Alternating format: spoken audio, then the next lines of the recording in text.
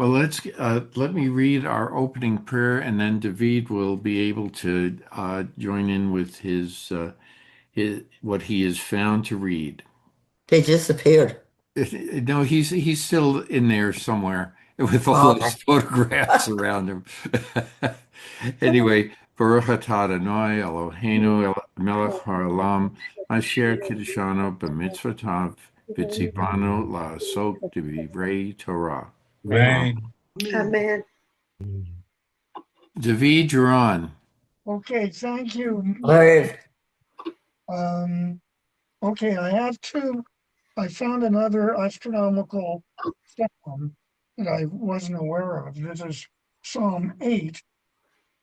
When I behold thy heavens, the work of thy fingers, the moon and the stars, which thou hast established. Very interesting. Then, of course, there's the famous one that is Psalm 19 that we all know very well.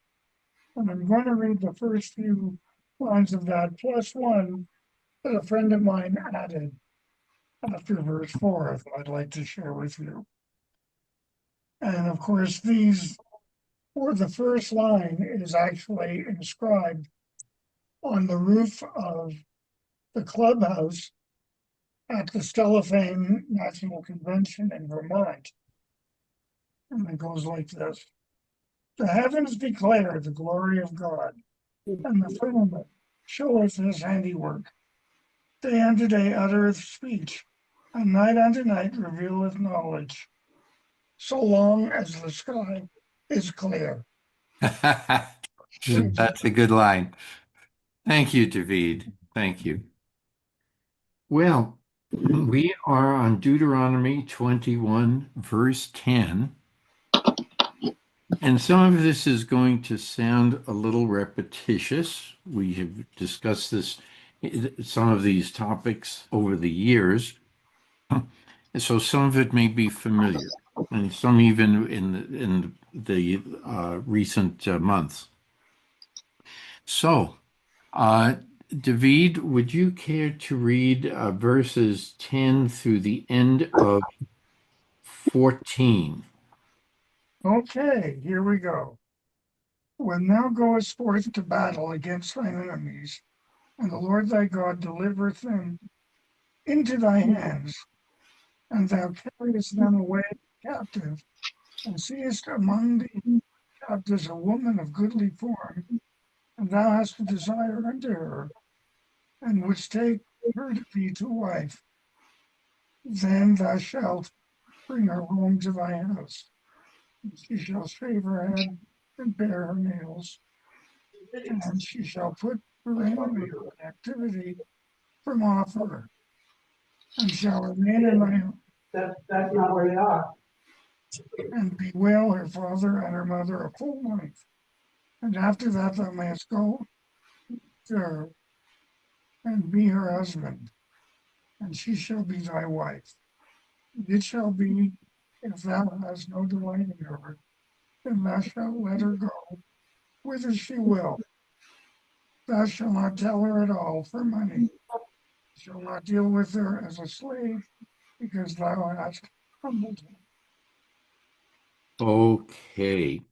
Everyone else may have slightly different translations.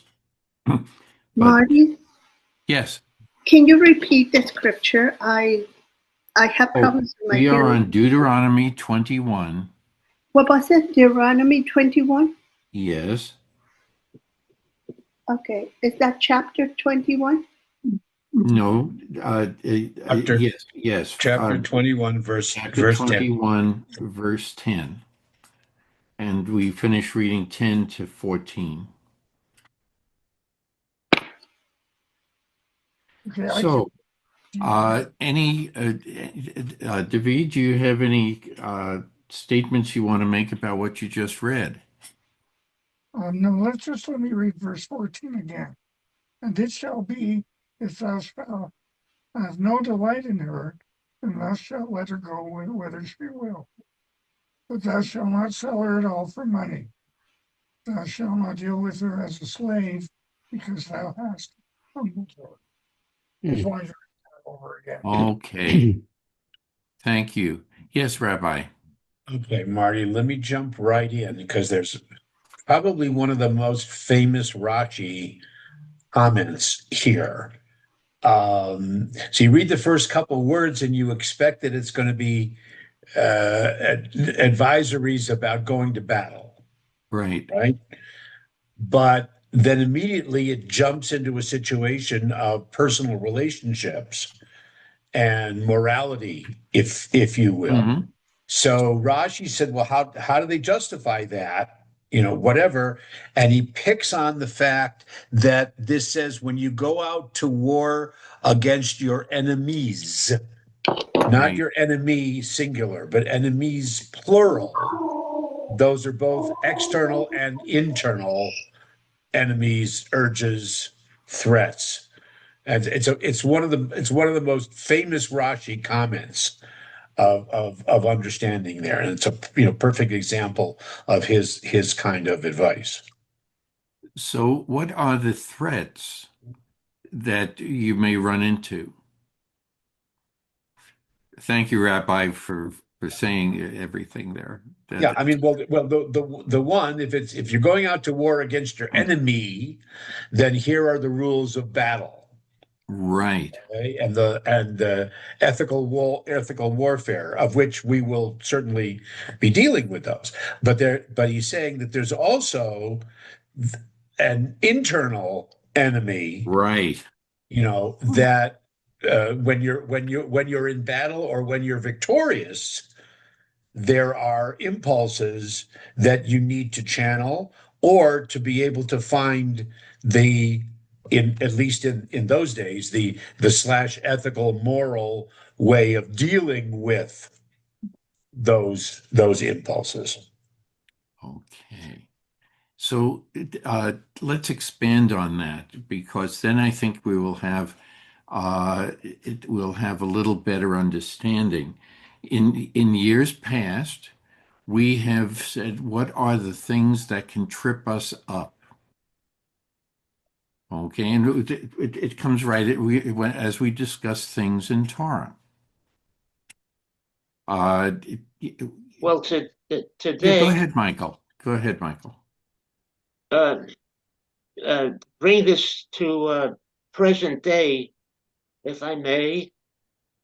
Uh,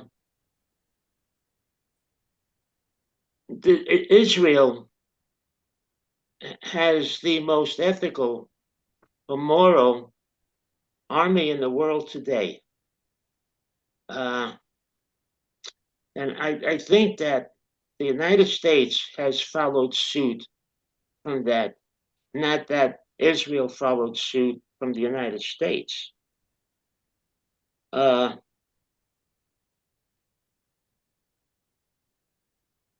this is and their practices has been Israel's, in my opinion, Israel's downfall that led up to present day, where they're doing things now that they have to do that they should have done years ago to alleviate uh, all of these attacks and the attacks, because Israel, as far as I know, never attacked. They responded.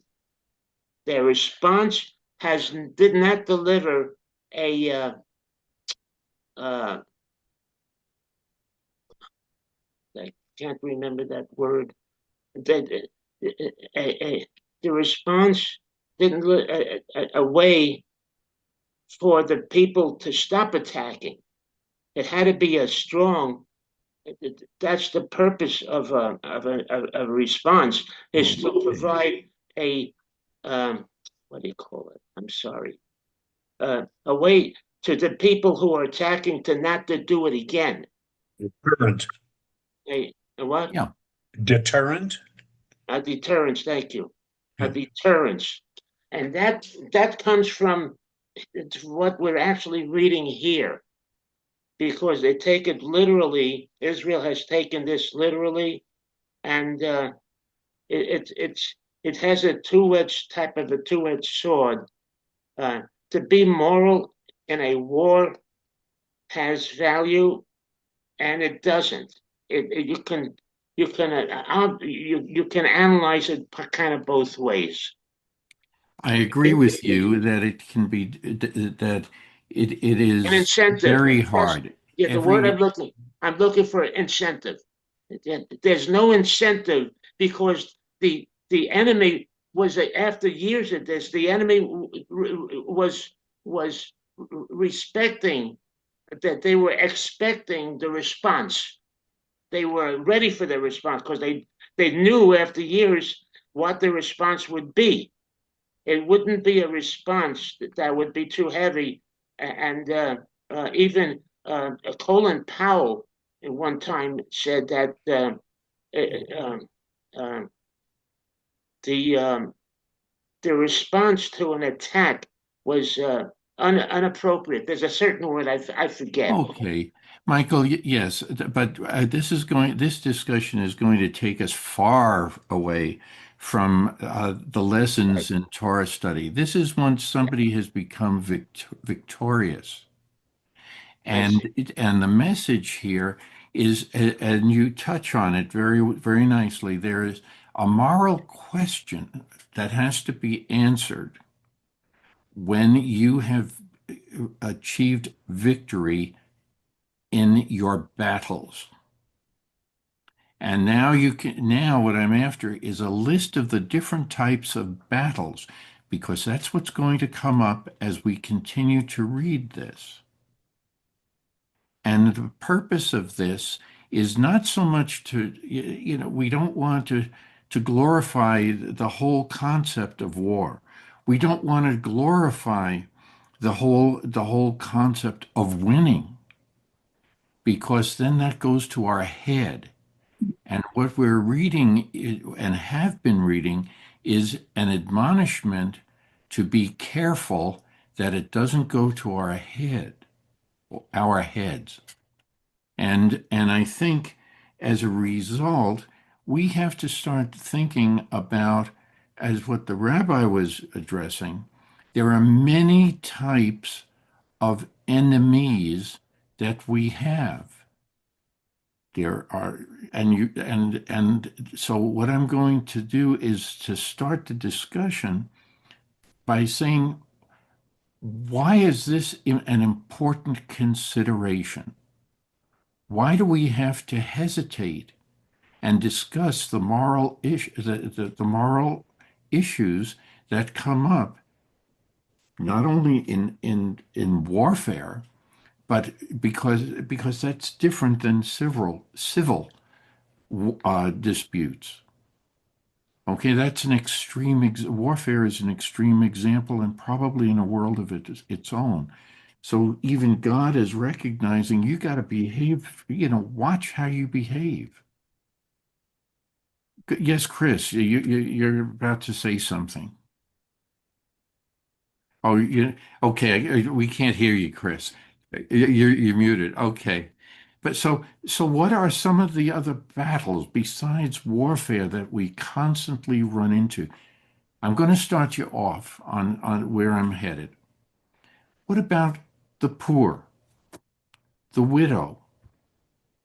Okay. Just for starters. These uh, are issues that are important enough that it's mentioned again and again it's throughout the Torah. I, Yes, okay. Now I've got some hands going up. Okay, so Marianne and Donna, it was almost a tie, but I think Marianne beat you by second. a forefinger. Okay, go ahead. Uh, what is that comic long time ago? Was it Pogo? We have met the enemy and the enemy is us. That Yes. it's our pride and our ego. When I'm going, hey, yeah, way to go, girl. I'm not so much thinking about you as I am glorifying me. And I think that that's part of, you know, War is like there's going to be winners and there's going to be losers, whether it's on a battlefield or for a parking space, whatever. That the pride and the ego needs to be kept balanced and in check because otherwise you've got craziness like we've got now. Just lots of crazy people running around. And it's doing no good. The pride, the ego, when it takes over, our morals, our ethics, our intellect, everything goes back to animalistic basic. And it's something that we always need to be aware of, especially in very hostile or agitating environments that I don't get sucked into other people's drama and their fear. I trust God. If they don't trust God, that's not my problem.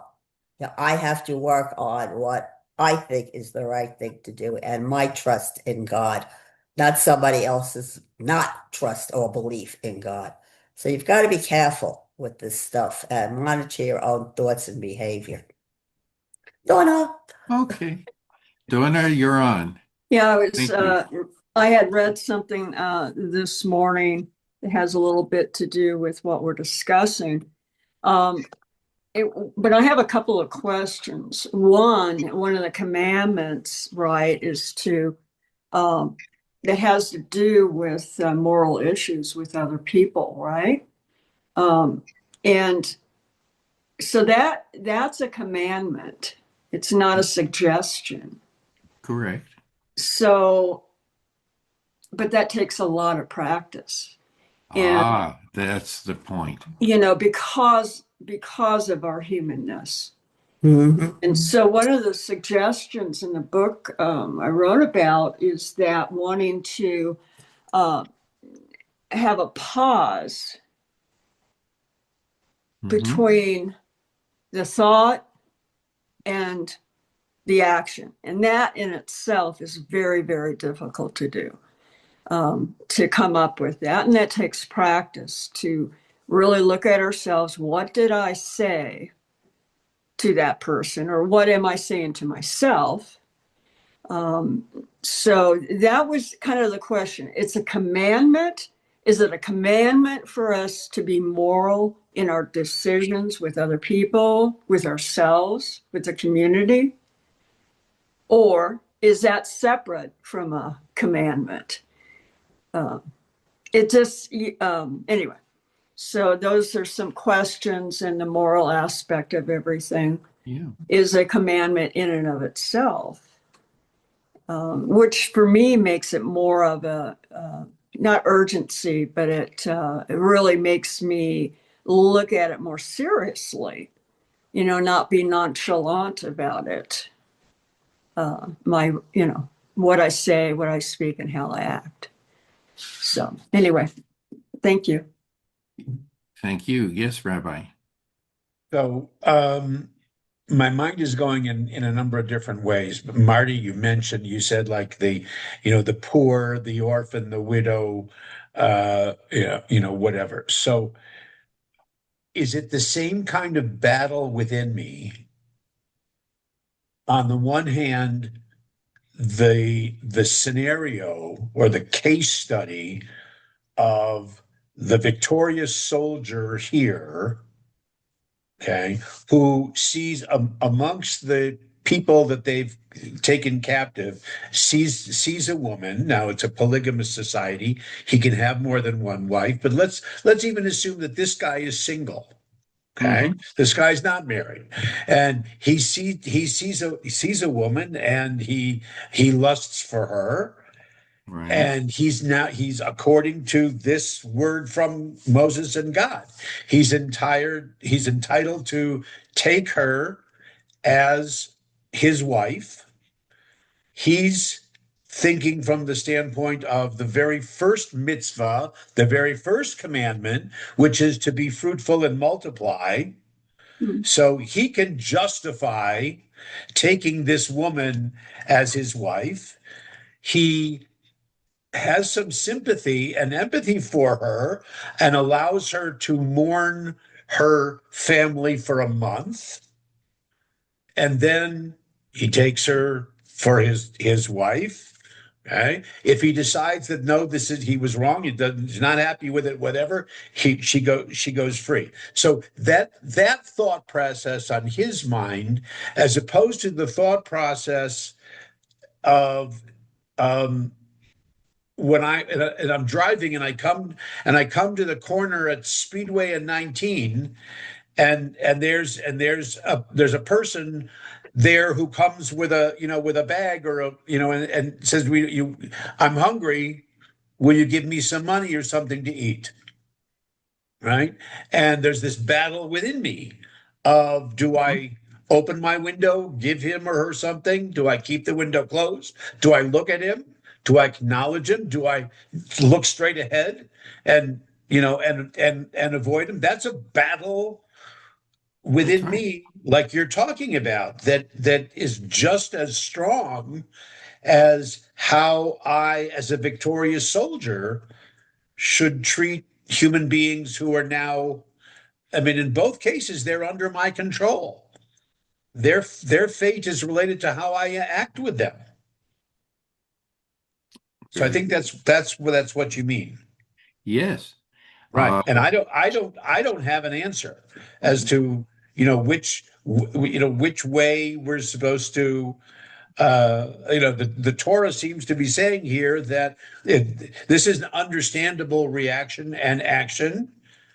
And, and here it's okay if we follow, if you give in to those lusts, let's call them, here's a way that you can do it, and here's a way that it can be excused, and you can be absolved of it. right. As I read this entire chapter, I feel that since these follow what we read multiple weeks ago, it's all part of one series, if you will, of examples.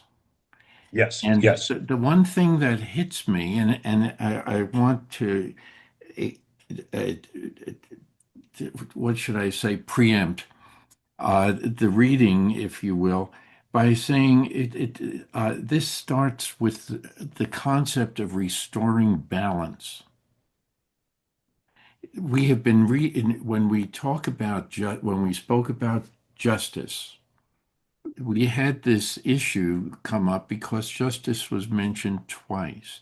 It's going to come up in other ways when concepts are repeated. And it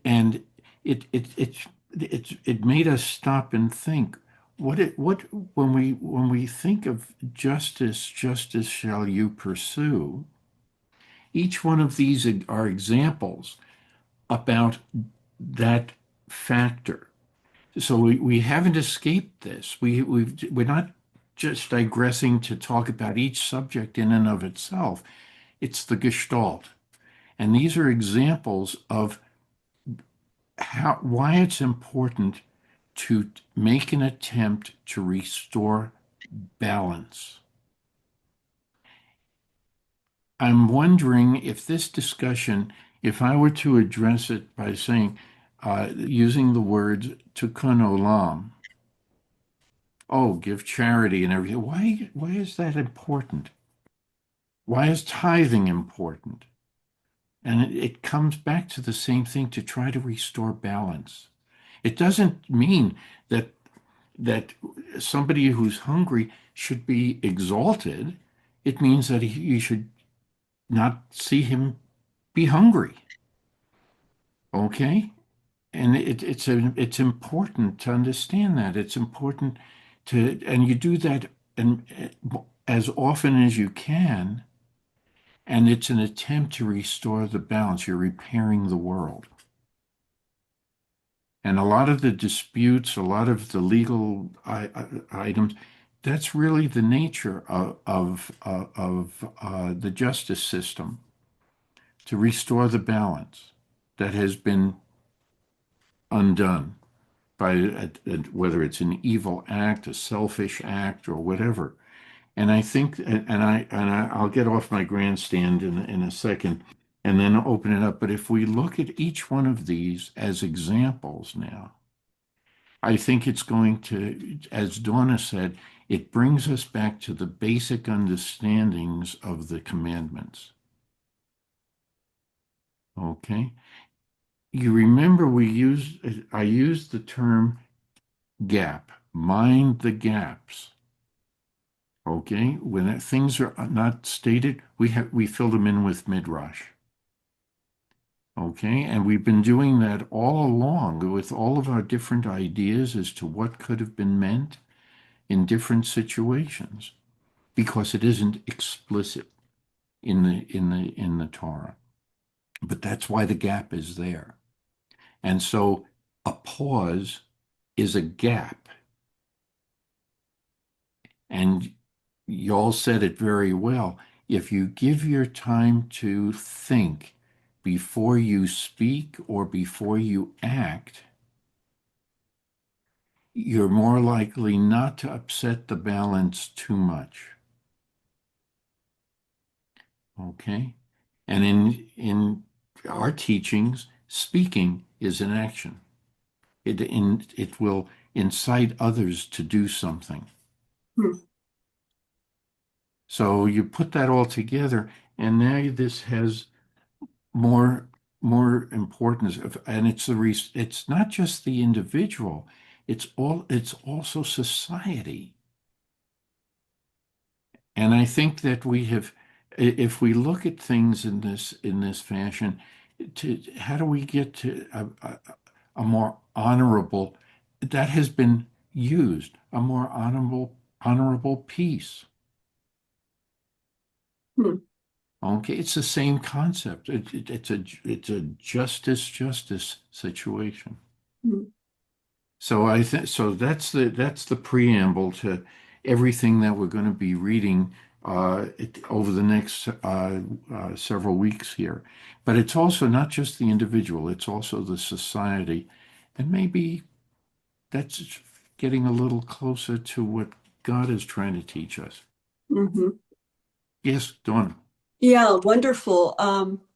In the same book I was reading this morning, the way they describe that is when we react impulsively or whatever, we don't have that pause. Hmm. That's the ego. Okay, that's Right. the humanness. If we Hmm. pause and don't react, that because God gave us free will, we have that pause and not be coming from a place of the morals or whatever.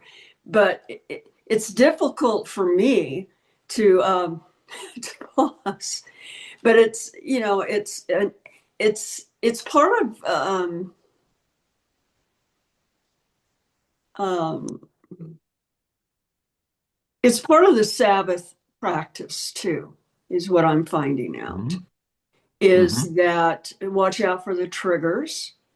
Um, we all do Sabbath differently. I have to drive. I have to, do these other things.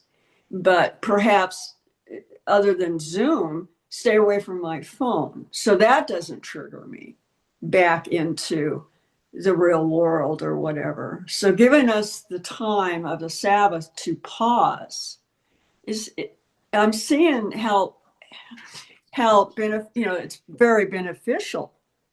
So that's it. But thank you. I'm going to take another prerogative here. Most people have been hearing a lot said about social media these days and AI, and the way it's introduced, we have to be careful because a scientific way to approach this is dopamine release. Mm. When you are in battle, dopamine is being released.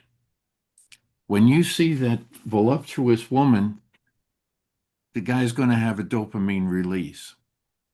Okay? Dirty old man. No, but you understand. You understand. I You see something that's abhorrent. You're going it stimulates that dopamine release too. It's the fight or flight response, It's a trigger. and so that's the scientific side.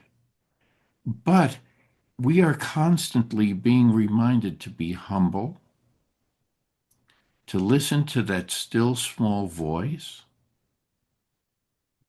And this is over and over again in Torah. And so maybe by taking that pause, you can now listen to that still small voice, whether it's in your head or the speech of others. Hmm. I don't know, but that's what comes to my mind anyway. Yes, Michael. Yeah, I had this thought since the beginning of this discussion, and I didn't know if I was on the right track or not. So I'll try it. I don't know, but and you mentioned charity, and so that brings me to believe that giving charity in privately, rather than publicly, is what we are kind of alluding to as well as Oh everything yeah, else. sure. That's part of Maimonides' list of giving, you know, honorable giving, if you will. Kent, I notice you're thinking.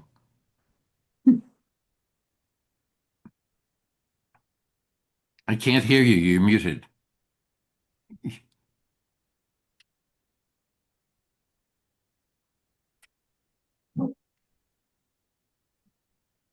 Here we go. No, I'm taking in everybody's thoughts about this. Um, out of the gate, that passage that we read is a bit problematic to begin with for me.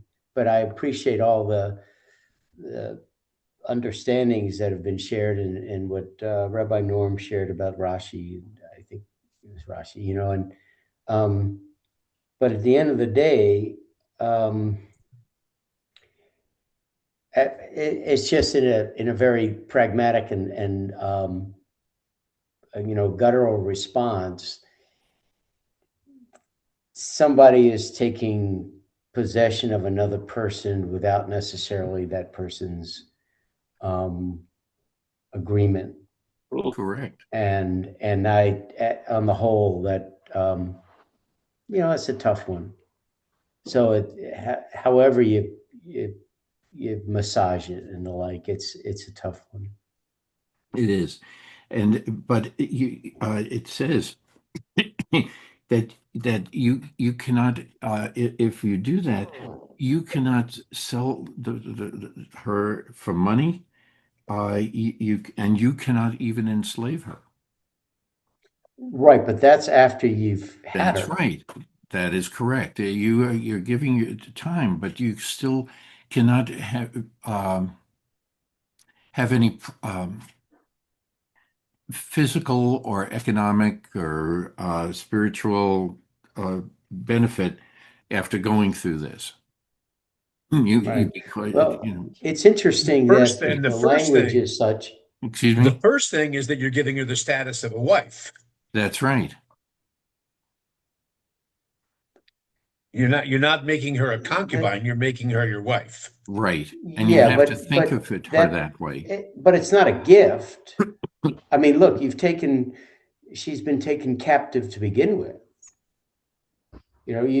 She didn't necessarily had to have been taken captive.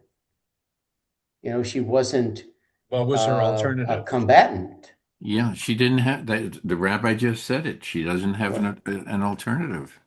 She's seized.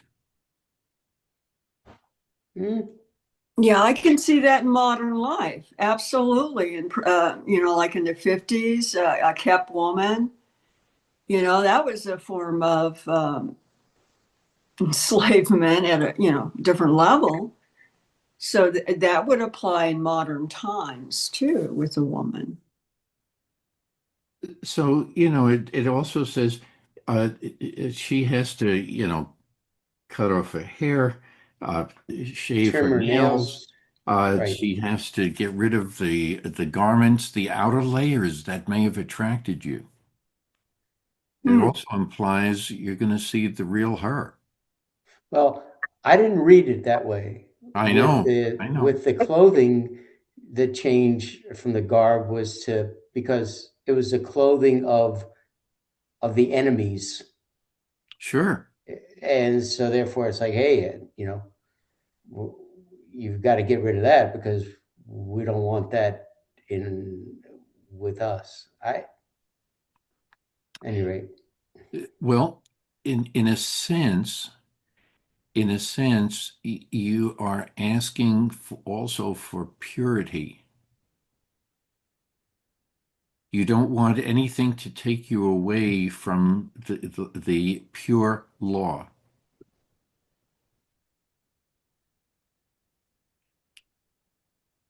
And that's comes into the next one. The next. Hold on 1 second, because I read in that, sorry, I turned the page here. It was something about you've taken some captive. All right, so line 10, and you take some of them captive. So you didn't take all of them captive. Right. Right? So she could have been left to her own devices. I assume. Or killed. She could have been killed prior or during the course of battle until the battle ended, and the Israelites were victorious. Now she's alive, and some were taken captive, and some were not, of those who were alive. That's how I read that. So she's one of those taken captive for whatever reason she was selected. I mean, it could have been because of her beauty. So I don't know. I don't. It is good that there's certain rules dealing with it, but I don't know who could say that she has any choice in the matter. And it's a different time, and I get all that. I get it.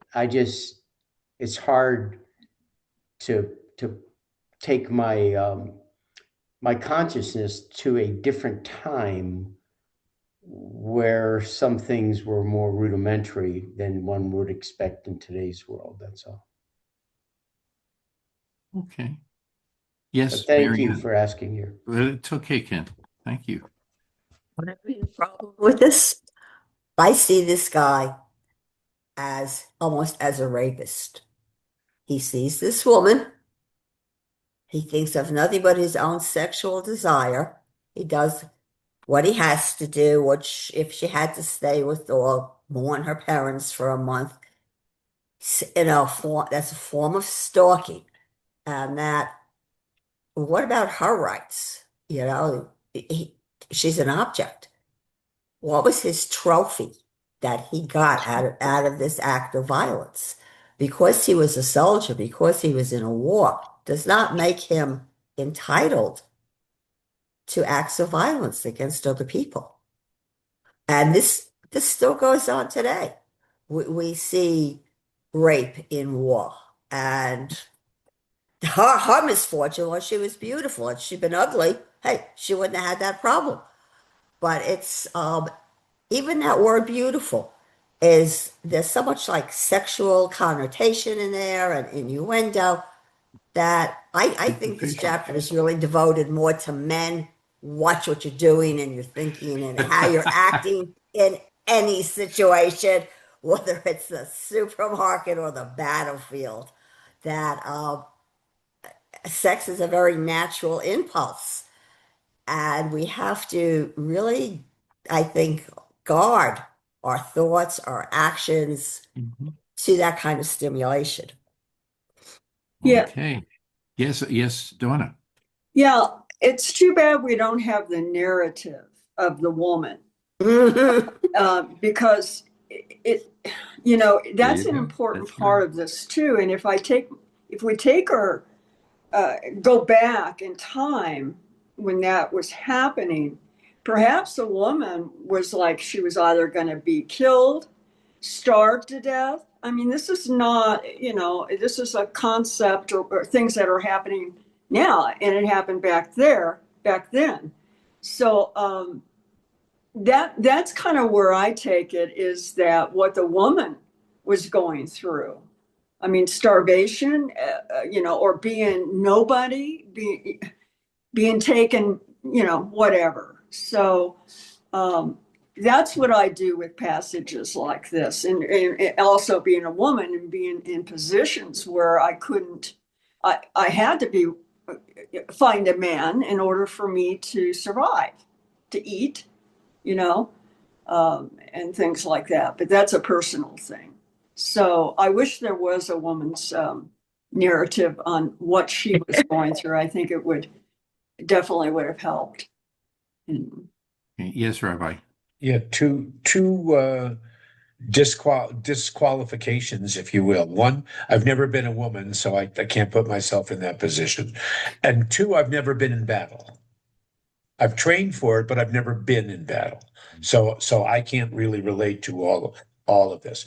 I think that the context of what happened or how women were treated both by the Israelite community through the Torah, through the guidelines of the Torah, as well as some of the other nations, whether they're enemies or whether they're neighbors. I think that has to be taken into consideration, and that you can indeed read this as that the Torah seems to be going out of its way to make sure that in some ways the woman was protected, knowing that her likely fate by a conquering army was going to be rape or killed or just left alone. Okay. Here was a scenario in which she could be respected and in those days, but respected and protected and provided for, given, like I said before, given status. Whether that's the same moray on which we operate in the 21st century, of course not. But in those days, it's a little bit of a different perspective. So two things that I glean from the Hebrew. One, I know somebody, I don't, maybe it was Kent was saying that it says that, yeah, the English says that you take some of them captive. I'm not sure where the translators get that from. Okay. The Hebrew is just that you take captives from their, from those whom you've occupied. Doesn't have the word some, so I'm not sure that I would emphasize that. But then the next sentence, verse 11, specifically says that, to the soldier, if you see this woman, you're attracted for her, you lust for her, whatever. It doesn't say you take her as booty. It doesn't say you take her as a concubine. It says you take her as a wife. Mm-hmm. You're giving her position and status in your family and in your people. Okay, and that to me, that speaks volumes that were different than a lot of the other cultures of the time. So are you saying that there are consequences? You have responsibility. Of course. Well, of course. Yeah. Of course. That's right. And this is like someone said, this whole this section of Deuteronomy is a lot of case studies, and they probably were real incidents, and they struggled, and Moses and the leaders of the people, they struggled with them. Agree. So with that in mind, is it okay to move on to the next case study? Okay. Yes, Michael. Okay. Yes. See, the way I'm seeing this, there's a justification. You're justifying the fact when you say you're going to take her as your wife. It's justifying the fact that you lust for this woman, and you could have her if you do that.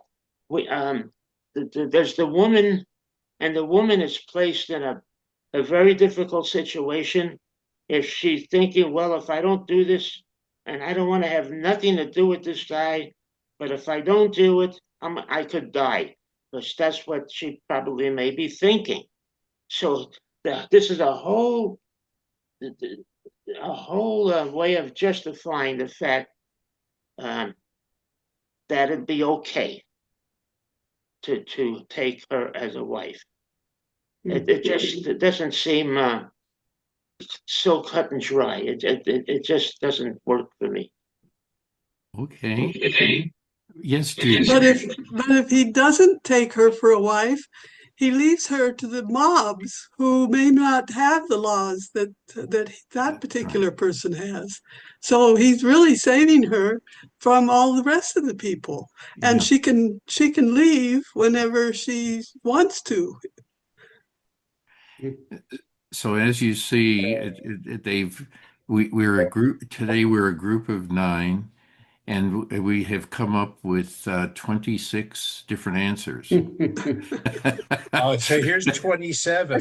Okay. I don't remember where it is. I have the faintest idea how to find the source, but I do remember there's a story. I don't know if it's classical, midrash, or if it's more contemporary.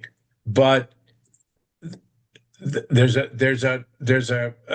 story that picks up on the character of Vashti from Purim, right? Okay. Right. From the scroll of Esther, that Vashti was this kind of a woman, that Xerxes, Ahasuerus, had picked her out and whatever, and da da da da da da da da, and so that was. I vaguely remember seeing the story. I have the faintest idea where it came from. So she's forced to get rid of all of the garments and paring the nails and everything because through what should I say, the wheel of justice. To be enculturated into that society, that you You know, have to have a that's cultural conflict there. So that's an interesting story by itself. Hey, I have a quick question. Can't hear. Yeah. So, is it understood from the Torah, wherever it may be found, if it's there in the Torah, that all sexual relations or intercourse happened within marriage? Ideally. I don't know. I'm asking Can I because answer? I don't know.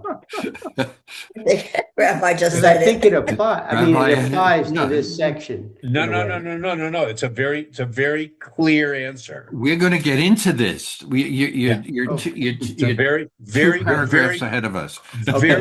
very clear answer from Torah all the way through the Mishnah and into the Gemara.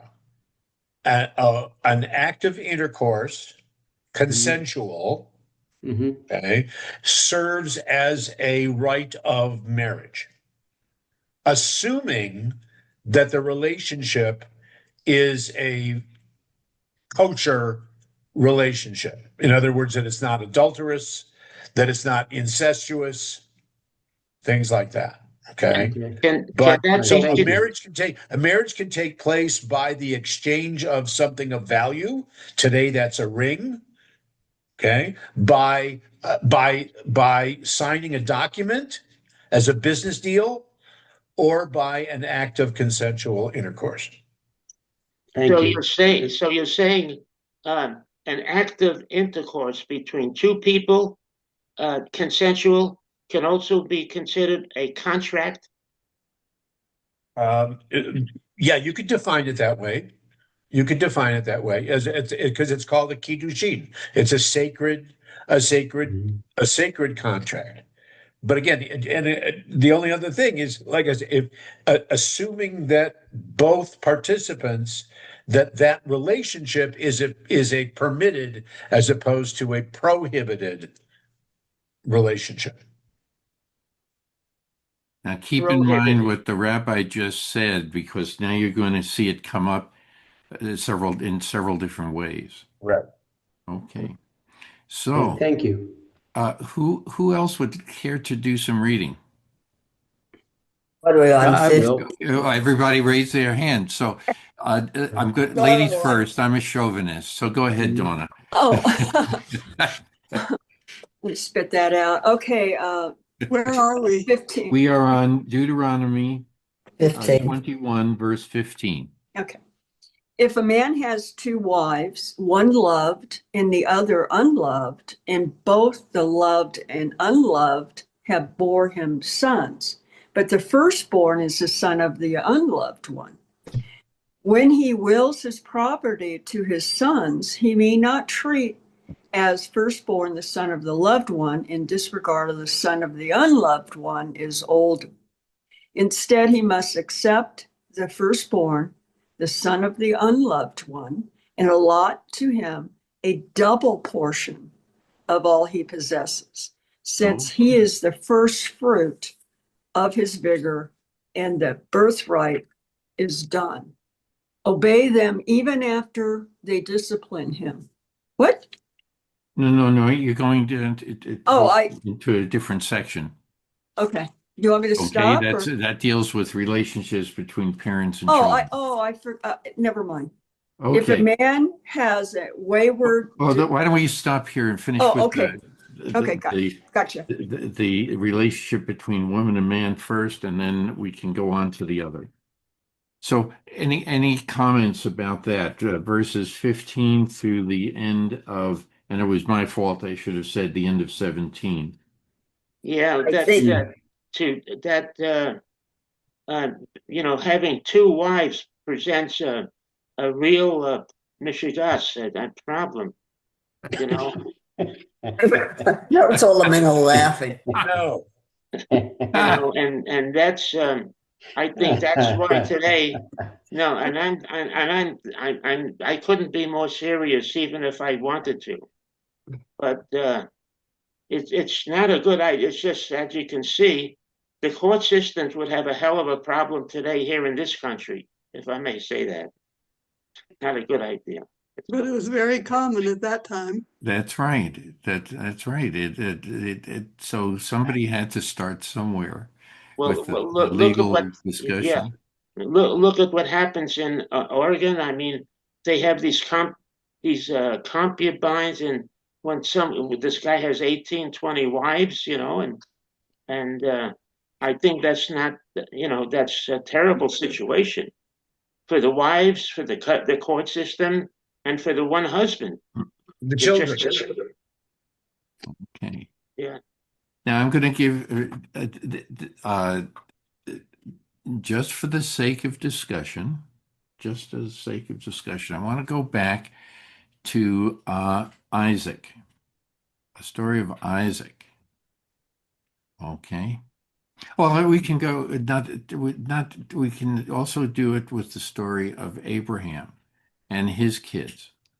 Okay. But Isaac is the one who is going to give the blessing. Okay. And what happens at that time? Any thoughts about that? Can you remember that? What happens? You're talking about Jacob and Esau, the twins. Jacob, Esau, that's right. Yeah. You also have it leaned into birthrights. Also, what happens with Hagar being sent away and all these things, and but she's a concubine, not necessarily a wife. And then you have this debate when Isaac is blind. Okay. And he's giving the blessings. Yes, Chris. You're muted. She's trying to unmute herself. There you go. Hear me. Okay. I strongly believe that Esau was not meant to be there, or Ishmael was not meant to be there if they would hold on to God's promise, because that was where everything went sideways. When Sarah got desperate in holding on to God's promise and decided to take things in her own hands. So I believe Isaac should have had that blessing because that's what God intended for Abraham and Sarah. And so Okay. when we go in our own little world and try to resolve our little emotional distress, sometimes we err in a big way and we don't get the blessing as he was intended. Okay. So Ishmael gets sent away along with Hagar in Right, Abraham. But in Isaac, he's blind. He's going blind. And he is going to bless his son. And what, exactly. okay, and what does, what, to recollect the story. Anybody recollect that story? Yes, He Donna. was tricked. Oh, I'm sorry. It's okay. Go ahead, I, Donna. Donna, you're muted. He was on his deathbed, correct? Mm-hmm. Yes, Yeah, so he's blind. So they switch yes. roles, is what And happens. so the first This one one, son, he's yeah, fooled into giving a blessing to uh, not his to first, Jacob, right? right. And J And but what happens afterwards when Esau comes there? yeah, What happens after that? Don't you have a blessing for me too, Father? Right. Mm-hmm. And what happens? Says I already blessed somebody else in your Yes, place. but what Sorry about about me? that. So what does Isaac do? He leaves. You Throw a what? fit. He leaves. Doesn't he, pick up his bows and arrows and gets out of there? yeah. No, Well, Esau. That's the son. But what his does son, Isaac do? Jacob Oh, runs. yeah. Jacob runs What does away. Isaac do? Right, because he fears for his life. But Right. what does Isaac do for Esau? Does he give more a bigger portion to make it fair? Or He does. yeah. Because if you think about it, so it's a very, I think this is also, it's tying together the different stories. I always look at this book is like the third act in any play, okay? Unless there are four acts, but the third act usually brings everything together, all of the different lines and the different things. This is one of the things that popped out at me is that Esau, when you go back and you read about it, he gets more territory. He gets the territory. It seems as if we learn from the negatives. I mean, this Ah, wasn't a good way to do it then. We learned that why you shouldn't do it that way. this is what we are asked to do. What are the positives and negatives before we make these decisions? And so he was full. This is in that blessing, he's giving Esau more than he gave Isaac. In essence, Esau, who's really land oriented to begin with, he's man of the earth, if you will, warrior, hunter, and he's getting the territory. But what is Isaac giving Jacob?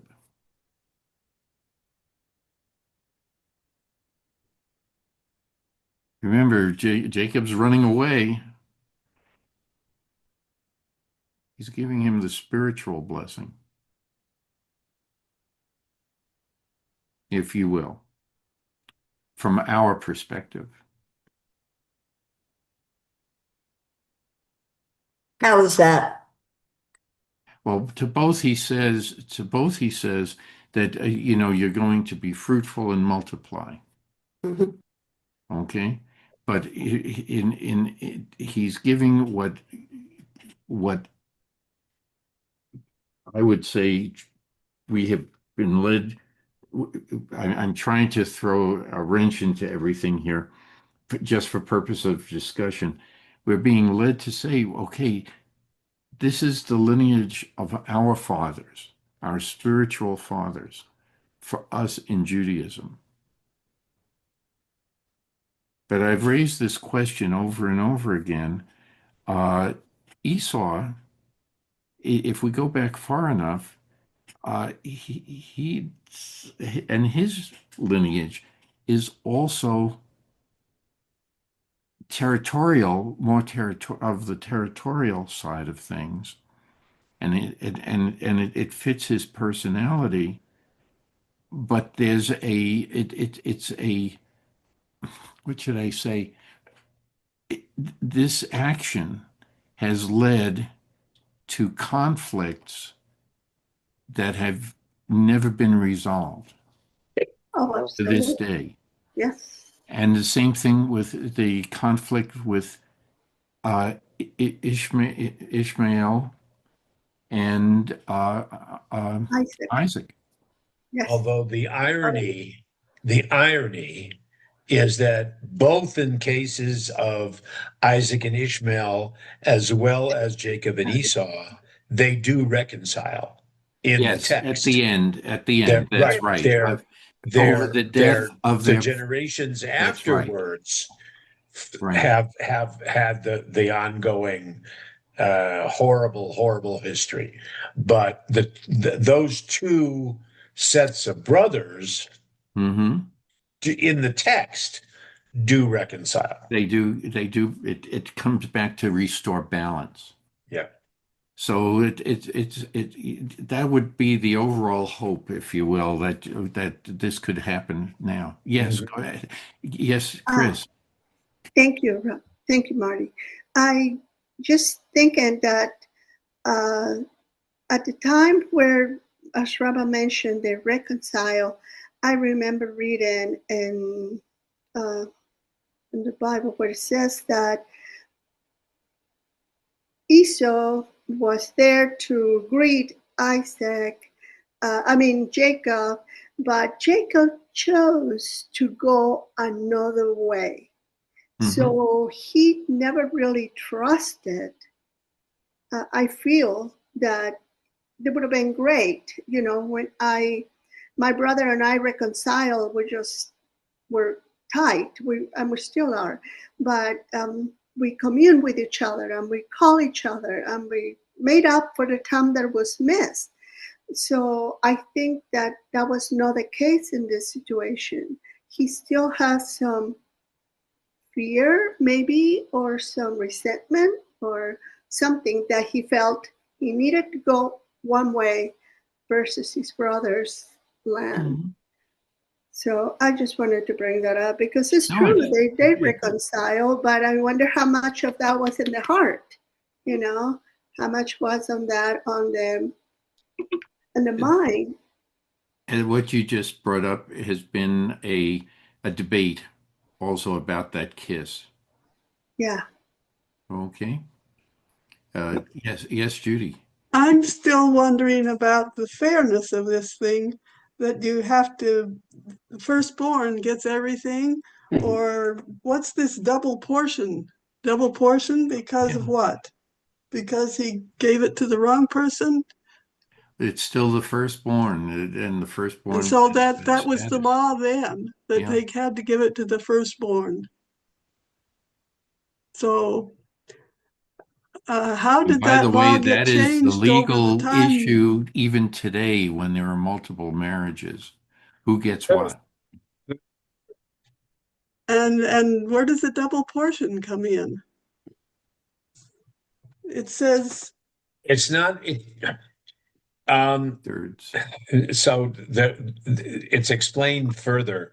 Um, the tradition was that the um, um, the assets, if you will, the territory was divided into one more portion than the number of sons who would inherit.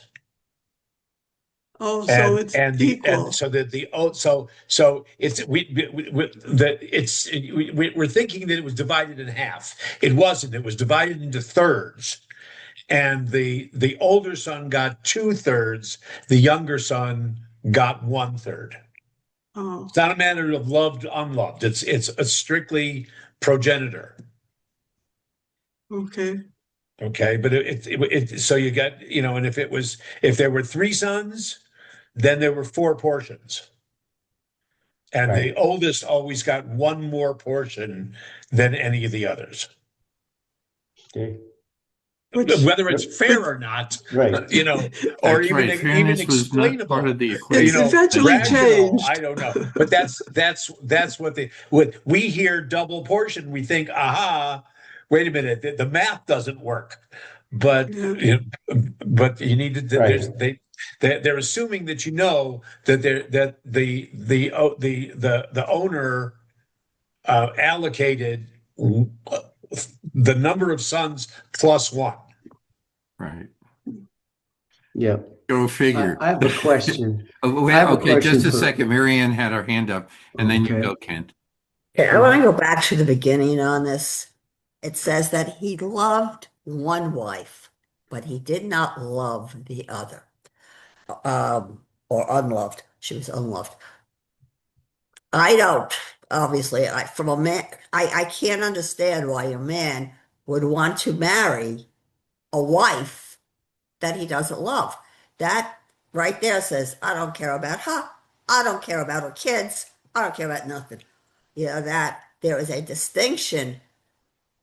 The decisions were made in his choice to marry a woman that he loved and to marry a woman that he didn't love. And all of these other problems are the result of his choosing these women, having children with them, that it should be, we need to choose our partners or our relationships with care and not with social pressure or demands or whatever else.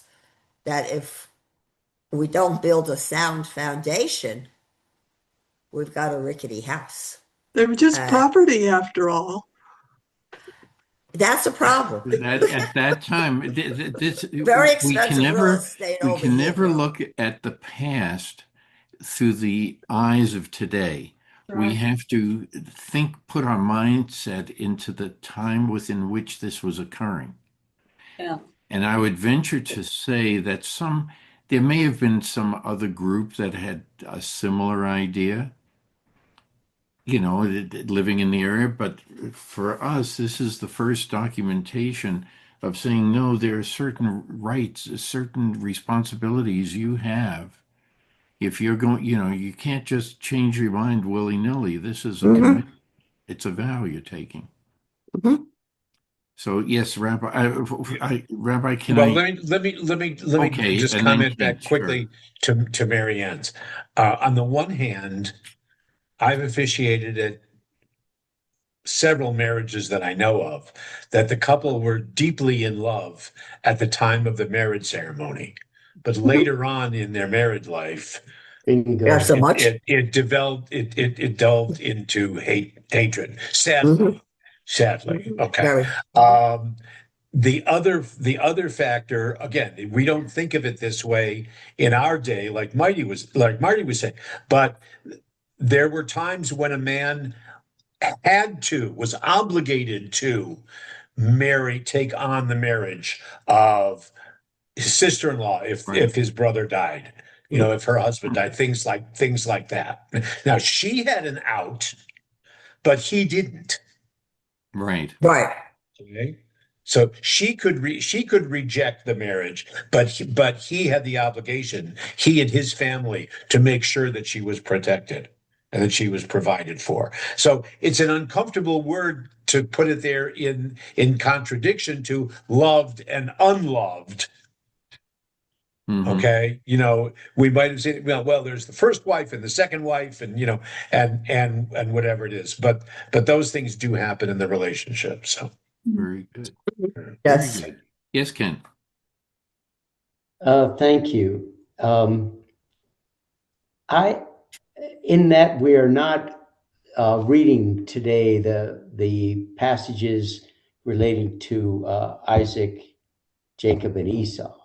Correct. I'm going to ask for a refreshment on that portion, because something you said early on, Marty, was that what happened, and that was Jacob ended up giving the land as a greater portion to Esau. But I As a don't recall result. that happening out of the gate. But my recollection, again, I haven't read it too long, my bad. But that first, it was his mother who put him up to this. He does it, and then it's like, you better get out of here before Esau kills you. And that's where, with me, the story kind of, but I don't remember after that, per se, other than they reconciled years later. So when did he get that extra portion in all the land? Well, no. That's in the blessing from Isaac. Esau gets that the land from So Isaac. he gets it from the get-go. So that's his blessing. And Yes. it's not the kind of like it's not the spiritual spiritual legacy birthright. Right. goes. Now that's really interesting. Was that okay? Then my follow-up question is, was that commonplace, or was that what was expected under any circumstance by anyone who was a member of that particular tribe, that it was the spiritual thing, or was it only because Isaac was Isaac and he could do that? You see what I'm saying? So in other words, it's either the land or the spiritual, but it really only came down to him because he was Abraham's legacy. I don't know. I'm asking. No. Well, it's not. We're talking about Isaac's legacy. Right. What I Right. mean is, but Isaac was son of Abraham, Abraham. Okay. right? So But that's a different situation too, because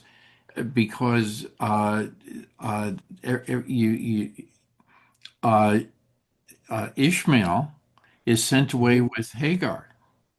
correct. Okay, to live in another land where other things happen, and of interest, the initial writings in Genesis and into Exodus describe some of this as well. Mm-hmm. The different tribes that the Israelites run into are the generations from Ishmael, as well as Esau. Yes, Rabbi Norman. Yeah, the interesting thing is that Isaac, of the three patriarchs, Isaac is the only one who never leaves the promised land. That's right. But in his thinking, not writing, but in his thinking and in his blessings and in his actions, what Kent is asking is Okay. his words are the least oriented towards the land compared to Abraham inheriting the land, that the land that I will show you, and Jacob, who who wants the land divided up by all of his sons and whatever. So even though Isaac is the one who never leaves it, his attachment to it spiritually is the weakest of all three. Right. Thank you. Okay, good. That's a good way of looking at it. That's it. There's another, and we're going to read this. Uh, and we've read it in Numbers, and we're going to read it again. That you're supposed to still honor the Edomites. So who are the Edomites? Esau. That's Esau, Esau.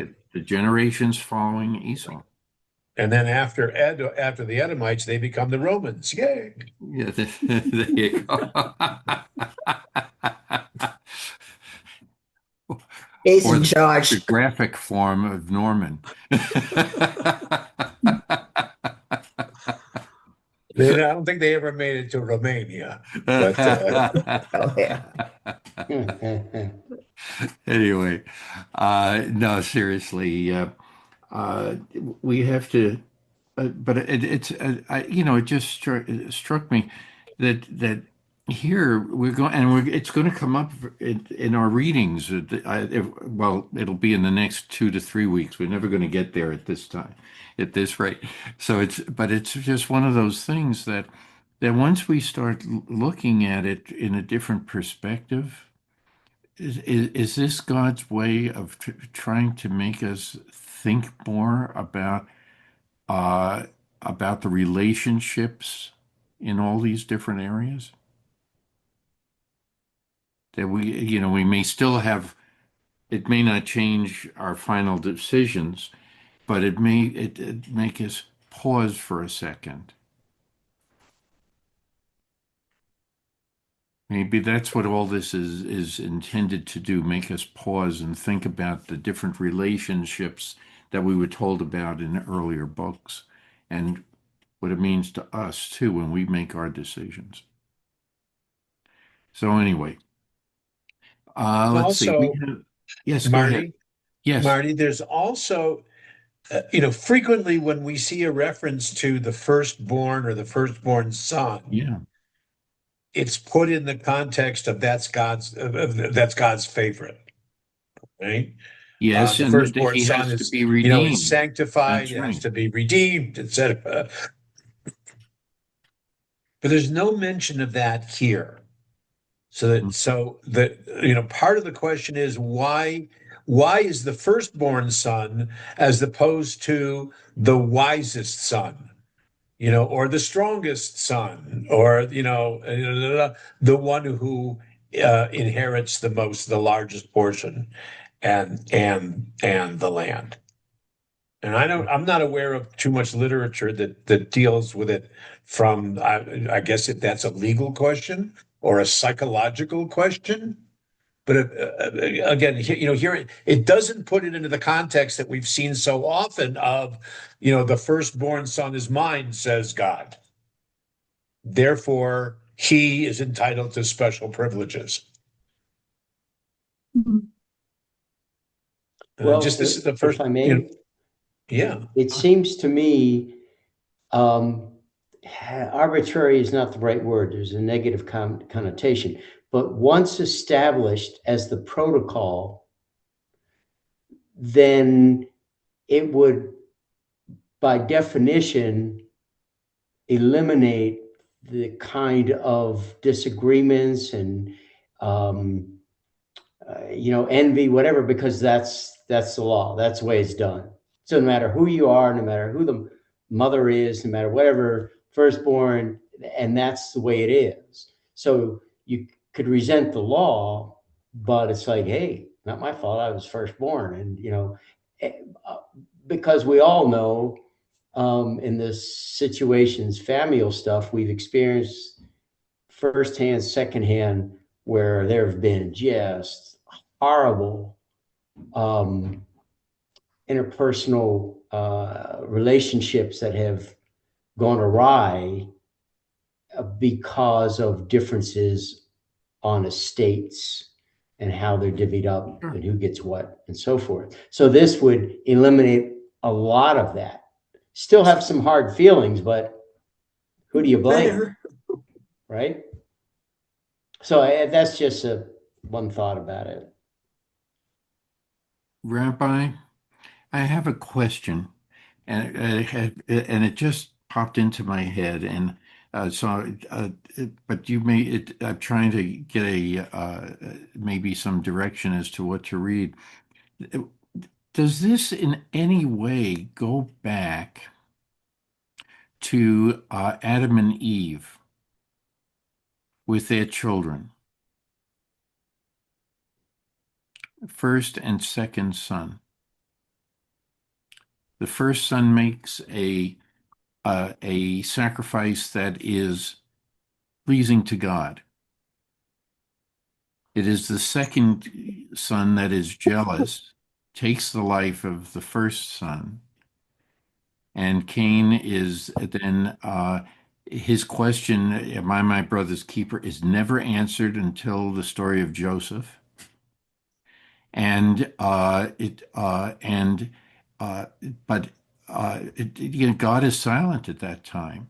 It isn't until Cain asks again, "What is to become of me?" that God answers him then, and then God is going to give him, the future generations. So is there midrash somewhere about what may have been God's intention in doing it this way? That Abel has met the requirements for the spiritual inheritance, while Cain for the territory. And no women. Well, No women, Yeah, the back women aren't mentioned, right? right. But as we say at that time, that's the thinking right. at that time. And we don't really know for sure if these are actual people or the epitomes of each one of these ways of behavior. Um, my best answer with a couple parts. My best answer is I don't know if there's classic literature. I would assume that there is, in the early midrash. Um, it because there certainly is commentary and reinterpretation on the "Am I my brother's keeper?" And da, Sure. da, da, da. Is it a question? Is it a statement? I didn't know that I am my brother's keeper. Because you can That's you right. can read it in a And little bit we've had this different way. discussion. That's Right, right. right, right. Um, but you asked if there's something to something to read. Um, my professor and personal friend Norman Cohn has Okay. okay Is that with the has K? well, it's kind of All connects right, the two I'll of us. figure it What can I out. say? All right, um, has a book about I forget it. I can look it up. It's Genesis, understanding the family dynamics of Genesis or something like that, where he pulls on some of the classic midrash, but adds his own psychological and understanding of some of these relationships. I don't Okay. recall offhand if he's got Cain and Abel, but I'm almost positive that he does. Okay. I can look it up, and I'll try to get a specific reference for you. But that's where I would start looking, because then the bibliography would lead us to more To other classical right, thing in his Bereshit Rabbah, references. and whatever. But it would be an interesting side research project. Yeah. Because family dynamics are never settled. Right. That's all. I'm gonna write it down. Thank you. Thank you. Okay, Chris, you had your hand up first and then Michael. Yes, thank you, Marty. I I really think that, and I'm not opposing you, but I feel that God did answer um, um, Abel, Cain, the answer to his question, am I my brother's keeper? He said, I remember him saying something like, the enemy is at the door and he is trying to snatch you out of there. Yes, but you can make a decision and change that. Maybe I should read it so that I will be It's fair. Please do, sin. It's not because the that enemy. is a very It's important sin. It's concept. wrongdoing couches at the door. Right, Thank wrongdoing. you. Thank Yeah. you, Rabbi. Yeah. And I think that that was an answer, and Cain chose to go back and do the wrong thing. So it just, all this teaching here today has been really strong on my ego and God's will. The Mhm. whole thing, you know. That's true. How do I respond? My way or the way God wants me to respond? So it's difficult, as Donna said. It's very difficult because you're facing on an everyday basis with how should I respond? And I realized that what God has been telling me for a while, that I must put Him first. In everything I do, I must put Him first. And then He will direct me in which way I must go. He's not saying, trust me, and then we'll see what happens. He is telling me that if I trust Him, He will direct my path. That's a safe way, to do. I'm sorry, my dog. It's okay. Don't worry about it. It's okay. That dovetails into the But I think that, primogenesis. Primogenesis. Okay. you In other know, words, if you think about God first, not what you're receiving, but what you're giving to God, right, maybe the act of creation that man is achieving by his own actions, that first gift, just like the gift of the firstborn in the different herds and the grain, it's a gift, and you're giving part of that gift back to its source. And that's where gratitude comes in. Okay, you don't say, I did it. Okay, you say, you thank God for giving you the ability to having been able to achieve that. And right. that's another way of looking at what you just said, Chris. And it makes a lot of sense into our discussion here. So I think you answered the question also for why does God think in terms of the firstborn that way? I don't know. I don't know. But thank you. Thank you for stimulating that. We're going to have to stop here.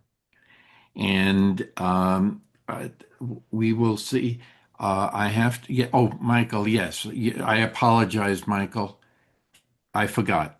You're on, Michael. You were going to say something. Yeah, this really hits me very hard, this discussion. Am I my brother's keeper? I'm the firstborn, and I was born healthy. Thank God. My brother was born very, very sick, which you know, you've seen him. Yeah. And that's why I left a very good life in Southern California to come here, because my brother Jeff is very important to me. It's all I have. And if I had more, it wouldn't make any difference. So I often ask myself, why my brother? Why not me? Why? And I this kind of discussion really hits me very hard. But I still listen, try to make some sense of it. But I feel most of all, not my brother, but my mother and my father. because they lived their life for their son, my brother. They sacrificed something terrible. Tried to get him to take a vacation, but they wouldn't leave Jeff. They wouldn't leave him. They just would not leave him. Right. And so it's a very difficult to even to listen and what my mind is going through. And so thank you very much from the bottom of my heart for letting me say that, Marty. And You're welcome. I'm sorry I have to push myself in there because it's easy to forget, especially me. It's very easy to forget me. It's okay. But thank you, Michael. Thank you for Thank you, that. Michael. Mhm. And I'm sure if Jeffrey could say things, he would give you a big hug and say thank you too. Well, I don't need that. I know, but you know that he would deep down inside. And I don't need And your that. parents admire that, admire what you've been able to do. Anyway, uh, any announcements or anything?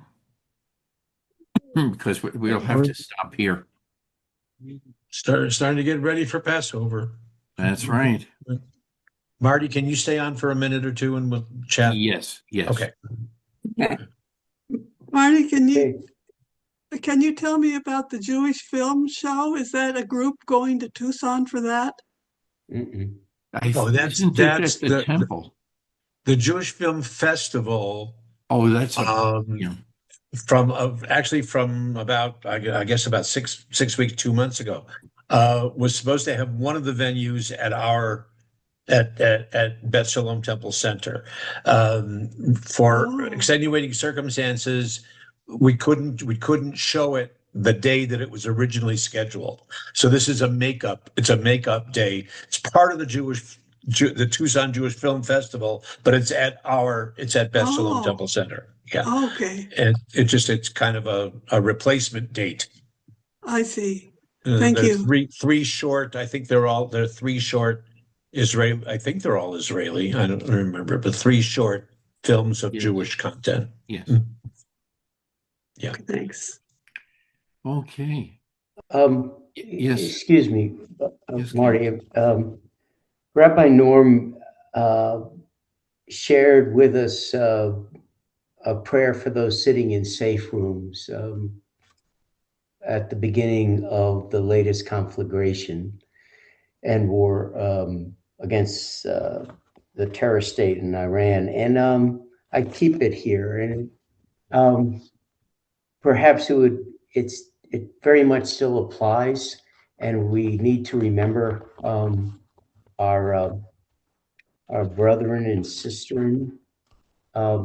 So unless Rabbi Norm has it in front of him, can I quickly read it for those? It's in the other room. I included it in the services last night too. So Very good. May I? Yes. Okay, very good. And thank you for doing that last evening. I was not there, but I appreciate that. Ribbano Shel Olamim, Master of all worlds, who lives in the heavens and yet is close to those on the land, be with us now in this time of fear, in this time of hope. Strengthen the spirit of all huddled in safe rooms, children and adults. Fill their hearts with patience and the ability to endure. Preserve the free human spirit even at this time.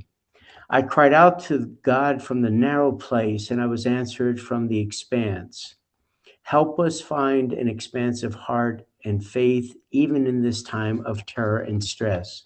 May we fulfill the verse, each person under their vine and fig tree without being troubled. Restore our security and tranquility to our homes forever. Spread your sukkah of shalom over us. Spread your shield of security and protection over us. Even as there are thundering sounds around us, may the verse be fulfilled. May there be shalom in your homes and tranquility in your houses. Take care of those protecting us on land or sea. Strengthen our dedicated defense forces and rescue units as they put themselves at risk. Heal the wounded in body and spirit. O God, heal them. May we merit seeing the vision of Isaiah. They shall beat their swords into plowshares and their spears into pruning hooks. Nation shall not lift sword against nation, and they shall study war no more. Amen. Amen. Thank you. Okay, thanks, That is everybody. excellent. I would love to And- have a copy of that too. If either the rabbi or you could send me a copy, that would be I'll great. scan it and I'll forward it out Okay, all later. right. Thank you. Okay. Thank All you right, very thanks, much. everybody. Shabbat shalom. Shabbat Shabbat shalom. shalom. Shabbat Thank you, shalom. everybody. Bye. Bye-bye. Take care. Yes, Rabbi, how are you and Lynn doing? We're okay. We're okay. We're okay. Tell me about what's happening with Sue. Tomorrow, no, excuse me, Monday, we're going to speak with the oncologist, and we've already spoken with the radiation therapist, and everything is getting set up, and we're going to have a full schedule given to us probably on Monday. So we'll be getting radiation treatments approximately 5 times a week, and they're also going to start either chemotherapy or immunotherapy once a week. And we just have to see what the schedule is going to be. We will be moving up Yeah, you to, said you were going to move up there, right? Mhm. yes, and I will give you the address and phone number so that you'll have all that, so we'll stay in touch. Okay. Okay. Uh, Doing Torah study gives me tremendous solace. Good. And Good. I Don't think don't you know what your priorities are? and I know, but I would want to be able to continue doing this. I just feel I have to do it, uh, because as you see, like the way Michael reacted today, it struck home. Right. It made him remember something, and he should be, he should be very grateful that he's been able to do this.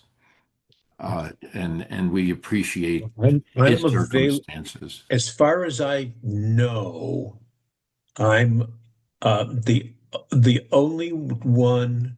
Well, let's see. So there's next week, then the week after.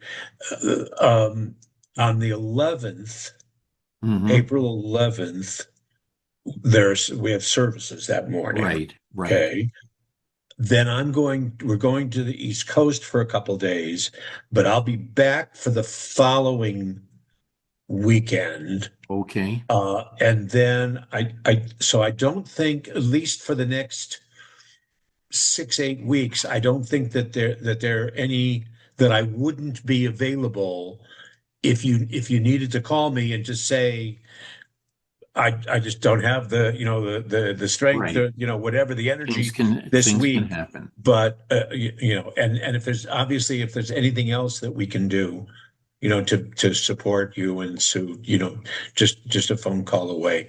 Are you aware of what's happening with Joe Legat? Yes, Sue has been in touch, has spoken with her. Okay, all right. I Yes. spoke to her yesterday. I plan on seeing her at the hospital tomorrow. Okay. God love her. She's got such spirit. Yes. After all that she's been through. Right, That's right. right. But so she hopefully by like Tuesday or Wednesday, she should be moving to some kind of a rehab Right. place. That's what she mentioned to Sue. But That's they right. haven't got the pathology report, but her spirits are good. So Yeah, this, and by the way, that gives Sue reason to do things yes, also. I know. I'm not surprised. I'm not surprised. It's something, and it's scary. Of It's course, yeah. scary and everything, and true to form, playing the role of, I've put the role of doctor aside. As you should. And I mentioned that Mhm. I haven't done anything to preempt I'd rather hear it from the other doctors, come from them rather than from me. Right. And it's And going to be a and, tough and her fight. But, treatments are all yeah. through Banner. Yes, You're through Banner stuff. Okay, right. yes. All right. And so far, the people that have been recommended are the tops in their field. I mean, what they've done is remarkable. Good. They have good. That's usually my first question to people. I mean, I'm not at liberty to share names, but we had two other cancer diagnoses this week Oh, in the community. Um, one of my first questions is, are you comfortable with the doctors that you're seeing oh with? yes, You know, definitely, because definitely. that team support is so important. Okay. All right. I wanted to check in, see what the story was. Okay, well, thank Give you. her give her our love. Okay, and I'll be taking my little call it iPad, Yeah. Okay. All and right. I'll be able to do things. And Look up I think he's got a total of three, maybe even four books. Norman Cohn, who's a okay, professor emeritus from Hebrew Union College. okay. Um, one's on Genesis, one's on leadership models that come out of the lessons about Moses, things like that. I think you'd enjoy it. I think you'd enjoy his stuff. That actually, that as we get closer to the last chapter, if you will, Uh, that will be important to read. yeah, yeah, That's right. right. Okay, Very, my very friend. good. Thank you, Norman. I really You're welcome. appreciate it. Shabbat shalom. Give our Shabbat love. shalom. Okay, Take we'll good talk to you care. soon. Okay. Best to Lynn. Thanks. And so